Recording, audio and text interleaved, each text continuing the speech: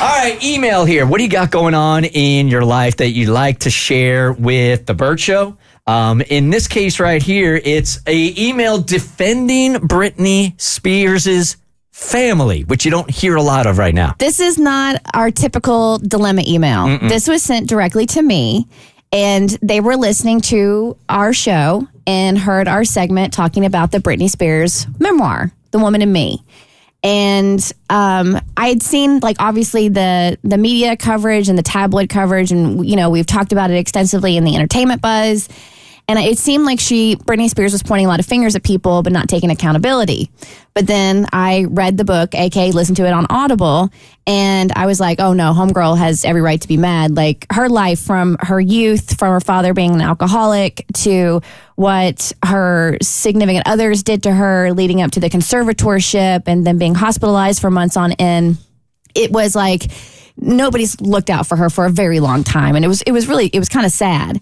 So we talked about it at length on the show. And for me, reading the book kind of gave me the why she is the way she is, why she acts the way she does on Instagram with the you know, dancing and the outfits, etc. Like, all that kind of made sense now. Well, I got this email, and I'm a firm believer there are two sides to every story. I really do. And I said I took everything Britney said with a grain of salt. Because, you know, it is her truth. It is her perspective. It is her version of events. I'm sure her family has a very different one. So nonetheless, even if you dial back some of the embellishments or whatever, it's still messed up what the girl went through. So I get this email, and I'm going to keep it anonymous because it's somebody who knows the Spears' family. And they wanted to have their back and tell a little bit of their side of the story. So it starts, hi, I've been listening to you guys ever since I moved from Louisiana to blank a few years back. I love you guys, but I wanted to reach out about something and give a little insight. The Britney book, and then it was the emoji. Please just be careful when discussing it. I know the family well. And Miss Lynn and Jamie Lynn are two of the kindest people you'll ever meet. They have asked all friends and family to not publicly speak about Britney or the family. They are very protective of her. But they are also getting death threats daily. People are saying they hope Jamie Lynn's young daughter gets R-word and killed. They are telling Miss Lynn her sister deserved to die of cancer, or they wish it would have been her instead. It's daily and it's constant. The book may be Britney's truth, but it doesn't make it reality. I listen to you daily and know you have critical thinking skills. The biggest pop star isn't going away for 3 months to an institution over energy pills. So I'm going to pause here. When Britney Spears was put into a hospital, and this is when the Free Britney movement really kicked up because they were like, she's being held against her will, blah, blah, blah. What led up to that was her taking energy supplements, which apparently, according to Britney, were over the counter. Somebody had given them to her, and they told her she couldn't take them. Well, she got busted taking energy supplements again, and that's when they supposedly sent her to this institution, right? She also wasn't allowed to drink alcohol, you know, caffeine, things of that nature. So that's what she said she was doing. She was taking energy. So it obviously made it seem very, like, ridiculous that her family would send her away for 3 months over energy supplements. Right. She goes, I listen to you daily, know you have critical thinking. The biggest pop star isn't going away for 3 months to an institution over energy pills. She was at one of the most expensive places in the country. That place is not jeopardizing their reputation and the potential to get sued by locking her up over energy pills. She says she couldn't go to spas under the conservatorship, but in the same chapters discusses traveling the world. She talks about not being allowed caffeine and alcohol, but research how those can increase psychosis episodes in people with mental illness. Britney's family tried to protect her so she could see her kids. Notice how she hasn't seen them since the conservatorship ended. She's the only mom y'all would excuse for not talking to her kids for 3 years.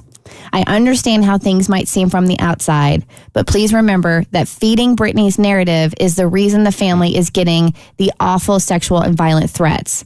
They are humans, and damn good ones too. They deserve peace. God bless. So Cass and I are going to have two different thoughts on this. So in my life experience, in both business and in my personal life, what I realize is that we look through life through very different lenses, right?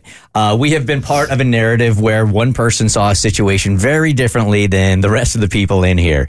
And I saw that narrative play out on social also, and it wasn't any of our experiences. So when I'm hearing this from Britney, who has suffered from some mental illness also. This is her truth. Mm-hmm. This is her lens.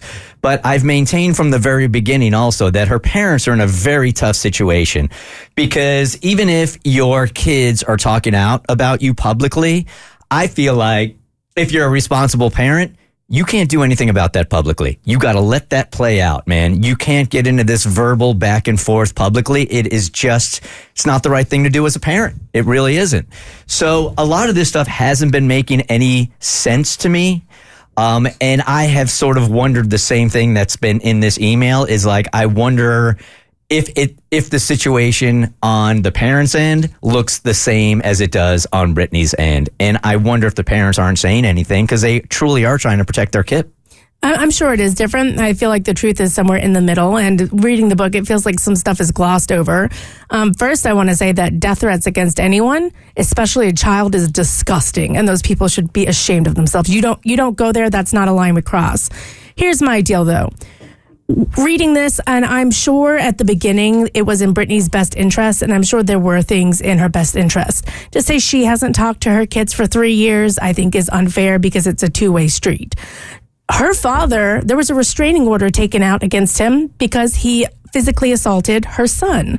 There are markers. He was an alcoholic. He owed the company that he signed on to be co-manager of the conservatorship. He was financially indebted to them when he signed her on.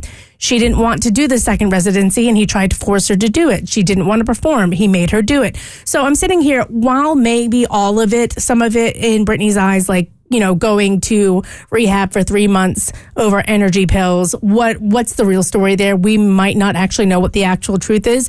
He and the family forced her to work against her will by claiming that she was so mentally incompetent that she couldn't manage herself. If you're that mentally incompetent for a conservatorship to be put in place, you can't tour, which is what the going around the world part was. You can't work. You can't do Vegas shows. You can't do interviews.